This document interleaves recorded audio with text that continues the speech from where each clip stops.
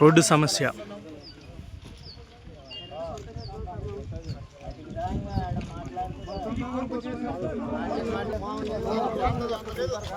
అదే సమూహంలో లైన్ బండి కాకుండా బండి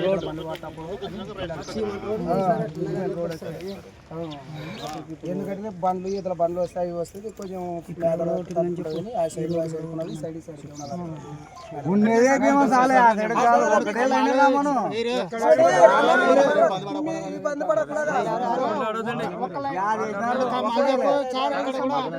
గవర్నమెంట్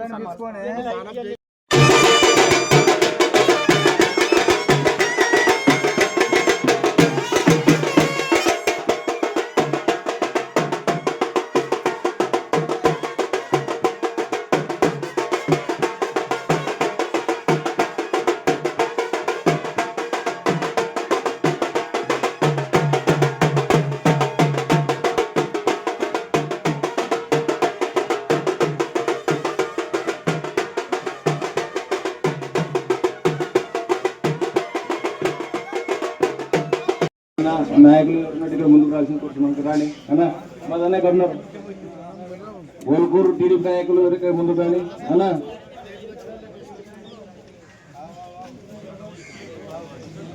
ఈ కార్యక్రమానికి ముఖ్య అతిథిగా చేసినటువంటి మన గౌరవనీయులు మన ప్రియతమ నాయకుడు మన ఎమ్మెల్యే బొగ్గుల దశరథ గారికి హృదయపూర్వక నమస్కారాలు. అందరూ ఒకసారి చప్పట్లు కొట్టవలసిందే కోరుచున్నాను. ఎందుకంటే ఈ గ్రామానికి రావాలని ఆయన కోరిక. రాత్రి 9:30 గంటలప్పుడు పాపం నిశ్చయించినాం అనుకున్నాం. రాత్రి 9:30 గంటలప్పుడు కల్లపల్లి గ్రామం చూడాలని ఆయన ఆదేశించినప్పటికీ అందరం ఇక్కడికి రావడం జరిగింది. కావున ఇక్కడ ఉన్నటువంటి నాయకులు, మండల నాయకులు, మా తమ్ముడు గంగాధర స్వామి గారికి, అలాగే త్రివేదన్న గారికి, మదన్న గారికి, బాలకృష్ణ గారికి, రాజు గారికి, అలాగే అశోకన్న గారికి, మిగతా అందరు నాయకులకు, కల్లపారి టీడీపీ నాయకులు కరుణాకర్ రాజన్న గారికి, సర్పంచ్ వీరన్న గారికి, అలాగే ఇక్కడ ఉన్న నాయకులకు అందరికీ, ఈ కార్యక్రమానికి చేసినటువంటి రైతులకు, పత్రికా విలేకరులకు, పోలీస్ సిబ్బంది వారికి అందరికీ పేరు పేరున హృదయపూర్వక నమస్కారాలు తెలియజేస్తున్నాను. ముఖ్యంగా ఈరోజు ఈ కార్యక్రమం ఉద్దేశం ఏమిటంటే రైతన్న మీకోసం అనే కార్యక్రమం మన గౌరవనీయులు ముఖ్యమంత్రి వర్యులు శ్రీ నారా చంద్రబాబు నాయుడు గారు ప్రవేశపెట్టినటువంటి పథకంలో భాగంగా ప్రతి గ్రామాలు, ప్రతి మండలంలోని ప్రతి ఎమ్మెల్యేలు, ప్రతి అందరూ పోయి ప్రజలకు వివరించాలి. మనం చేస్తున్నటువంటి పథకాలు ప్రజలకు తెలియజేయాల్సిన అవసరం ఉందని చెప్పి మీ రైతుల దగ్గరికి, మీ ప్రజల దగ్గరికి అందరూ పంపడం జరిగింది. ప్రభుత్వం, కూటమి ప్రభుత్వం చేస్తున్నటువంటి పథకాలను ప్రతి ఇంటికి వెళ్ళి అవగాహన చెప్పండి, తెలియజేయండి వాళ్ళకి అని చెప్పడం జరిగింది మన గౌరవ ముఖ్యమంత్రి వర్యులు. మన కూటమి ప్రభుత్వం ప్రవేశపెట్టినటువంటి పథకాల్లో గొప్ప పథకాలు చూడండి. ముఖ్యమైన 4 పథకాలు, మన 4-5 పథకాలు గొప్ప పథకాలు. ఒక పథకమేమో రైతన్న కార్యక్రమాన్ని చంద్రబాబు నాయుడు గారు విజనరీ ఉన్న లీడర్.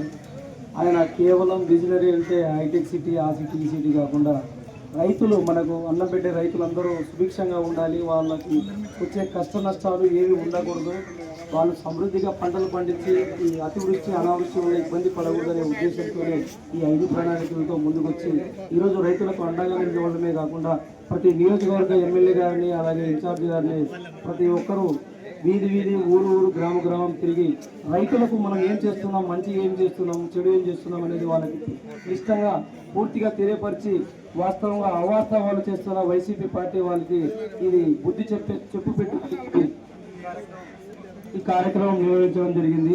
వాస్తవంగా రైతులకు చంద్రబాబు నాయుడు ఎప్పటి నుంచో అండగా ఉన్నాడు. అయితే ఈరోజు ఈ కార్యక్రమంతో మరింత అండగా ఉన్నాడని చెప్తున్నాము. మా ఎమ్మెల్యే గారు ప్రతి గ్రామానికి తిరిగి ప్రతి రైతులకు చంద్రబాబు నాయుడు టీడీపీ ప్రభుత్వంలో